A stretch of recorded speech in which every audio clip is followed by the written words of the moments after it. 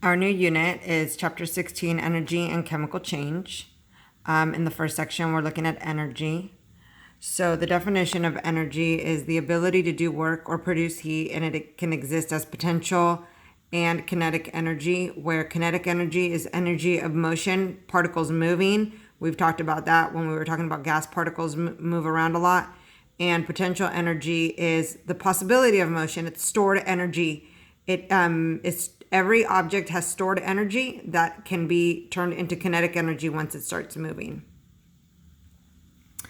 We have the law of conservation of energy. In any chemical reaction or physical process, energy can be converted from one form to another, but it is neither created nor destroyed. So it's kind of like the law of conservation of matter. If you remember the law of conservation of mass, you can't create or destroy matter.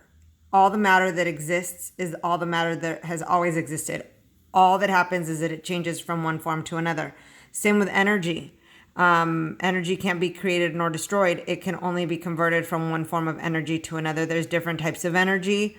Heat is a form of energy. Electricity is a form of energy. There's different types of energy. So chemical potential energy is what we're going to talk about, where we're talking about like the potential that substances have stored inside of them that allows it to go into a chemical reaction, okay? And so different substances have different amounts of chemical potential energy. All right, so here is our new formula. It's going to be calculating Q, which represents the amount of heat. It's the energy that is in the process of flowing from a warmer object to a cooler object. So the different units of heat that you should be familiar with are calories and joules. Joules, capital J, and notice the spelling. It's not like jewels that you wear. It's joules, Joule, and those are the SI units. Okay, but let's talk about calories for a second. You guys know that your food has calories in it because you hear people when they talk about they're on a diet or things like that, they're trying to lose weight, they want to eat foods that have low calories. You've probably seen drinks or have had food that has on there like 0 calories or lower calories, things like that. Well, calories are a form of heat. So the reason we eat food because we like food and food tastes good, but we also actually eat food. The reason we eat food is because we need the energy. We need the calories to so that we have energy to burn off, and we burn it off as heat. So all movement burns calories. Even in your sleep, you're burning calories. So it's those are a unit that you guys are probably familiar with. But the SI unit is joules, so that's the unit that we use most often. Okay, so then we have another variable, a new variable. It's represented by letter C, and it's called it represents the specific heat. So this is different than this heat. This is heat that is being released or absorbed during a chemical reaction, and again, it's represented by letter Q. This is called specific heat, and this is actually not a variable. It's actually a number that is different for each substance. It's a value that's different for each substance, and it's defined as the amount of heat required to raise the temperature of a gram of a substance by 1 degree Celsius. And we're going to use it in this formula. So this formula is Q equals M times C times delta T. And so Q, we already said in the previous slide, Q represents heat. M right here represents mass. C, as expressed here, represents the specific heat. And delta T, okay, delta is a Greek letter, which means the change in something. So this part right here, the little triangle, it's actually a Greek letter delta, and it represents the change in something. So this is saying it's the change in T, and we all know from our previous units that capital T represents temperature. So delta T, or triangle T, but it's called delta T, is a change in temperature. So maybe you want to add that on there, that the triangle represents the Greek letter delta, and it means change in whatever you're talking about. So we'll use that at some other point. For our example, for our first example, we're going to do this one. If the temperature of 34.4 grams of ethanol increases from 25 degrees C to 78.8 degrees C, how much heat has been absorbed by the ethanol? And I've given you the specific heat. Remember, C represents the specific heat of ethanol. And the value is 2.44 joules over grams times degrees C. And I asked you to leave space here to show your work for this video. So let's go ahead and do this problem. So we're going to use our new formula, Q equals MC delta T. And the first thing that I want you to do is I want you to take all the information that's given in the problem and label your variables. So the question says, how much heat has been absorbed? So you're looking for Q. Q is heat, regular heat. M is mass, and they give it to you as 34.4 grams. You have to know by now that G is mass. You need to know those units. I gave you that the specific heat of ethanol, C, is 2.44 joules over grams times degrees C. That's how I like to write it so that I can see the units canceling. And then finally for delta T, I need to know the difference of the temperatures, how much it changed, so I need to subtract. 78.8 minus 25 gives me 53.8 degrees C. Okay, so look, I need Q, and if I'm going to plug it in the formula, all I have to do is multiply the mass times the specific heat times the delta T. And so I plug it into my formula. The mass, 34.4 grams, times the specific heat, 2.44 joules over grams degrees C, times the delta T, which is 53.8 degrees C. Notice grams cancel and degrees C cancel. So you don't have to convert these. I know that when we were doing the gas laws, we had to convert to Kelvin. You don't have to, because look, it's going to cancel with those units there in the specific heat. Degrees C, they cancel. The only thing that doesn't cancel is joules. Remember what we said, joules is a unit of heat. What are we looking for? Q. What is Q? Q is heat.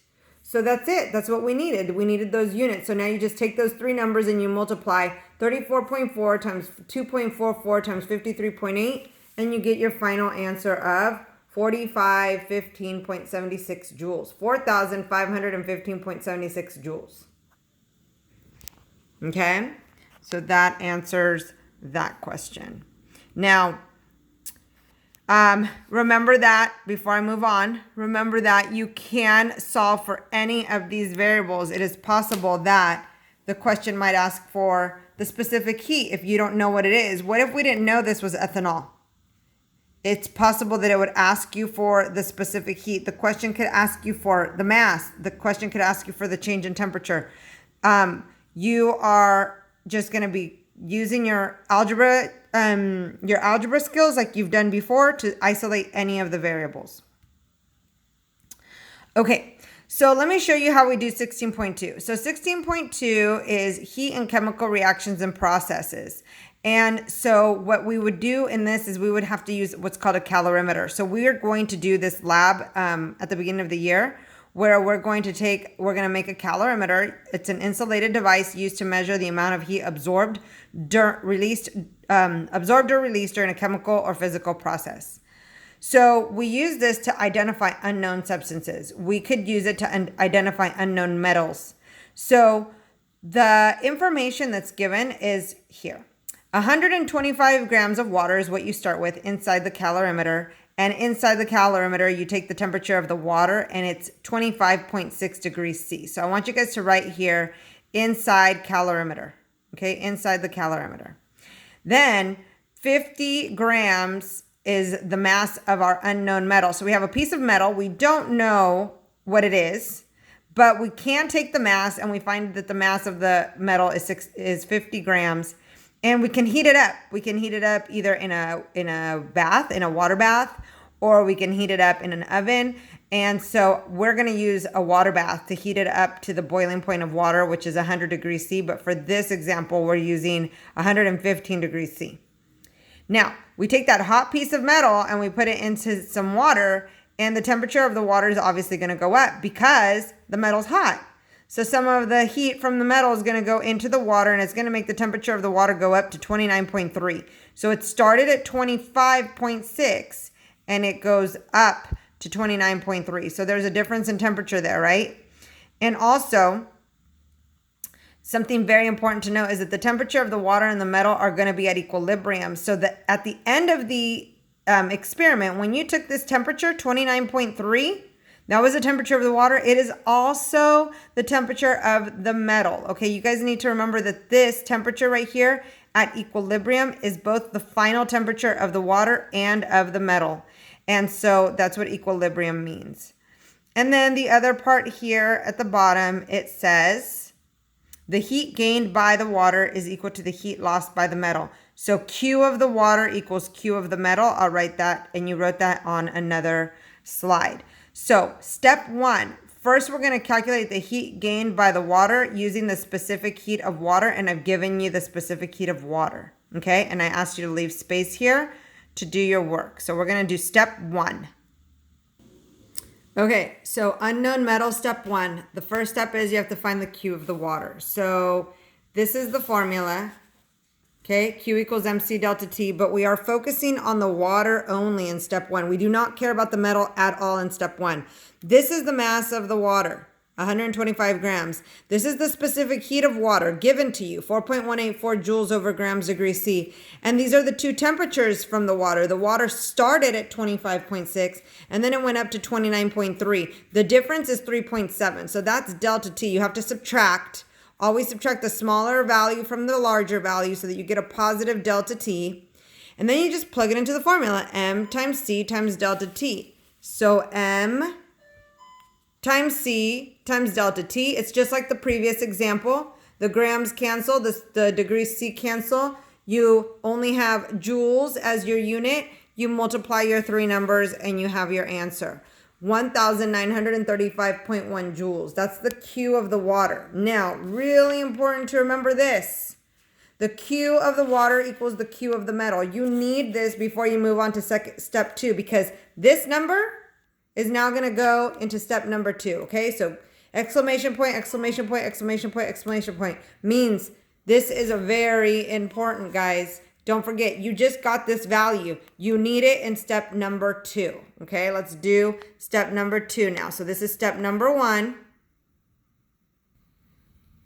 So now we go on to step number 2, which is to find the C, which is the specific heat of the metal. That's how we find out what metal it is. We can look it up online and see if we can find a specific heat that matches a metal sample. So basically we're solving for C and we have to do that algebraically. Before we do that, let me show you again, we are now focused on the metal. So in step 1, I want to make sure that you guys notice everything that we were talking about right here, all had to do with the water. Now in step number 2, everything has to be about the metal. So very important. This is why this was so important. You had to find this in step 1 to be able to use that same number that we got in step 1. It goes right here into step 2. So this is equal, the Q of the water is equal to the Q of the metal. So Q is 1,935.1 joules. We would only be able to get that by doing step 1 first. M is 50 grams. That's the mass of the metal that they gave us at the beginning of the problem. And then the specific heat is what we don't know because we don't know what metal this is. And then delta T, the temperature of the metal started way up at 115 and it went all the way down to 29.3. Remember, the final temperature of the water is also the final temperature of the metal. And when you subtract, you get a value of 85.7 degrees C. That's how much the metal changed in temperature. That's the delta T of the metal. So now, algebraically, you need to isolate C. You guys know how to do that. I need to get rid of M and delta T, so I divide both sides by M and delta T to cancel it out and isolate C. Now that C is isolated, I have C equals Q on the numerator divided by M times delta T. I plug in my values, 1,935.1 joules in the numerator, 50 grams for the mass in the denominator, and 85.7 degrees C for the delta T in the denominator. Another important thing to note is that those units are not canceling. None of them are the same. You have joules, you have grams, and you have degrees C. So your final answer will also have units of joules over grams times degrees C. None of those units canceled. So those are the units of your specific heat.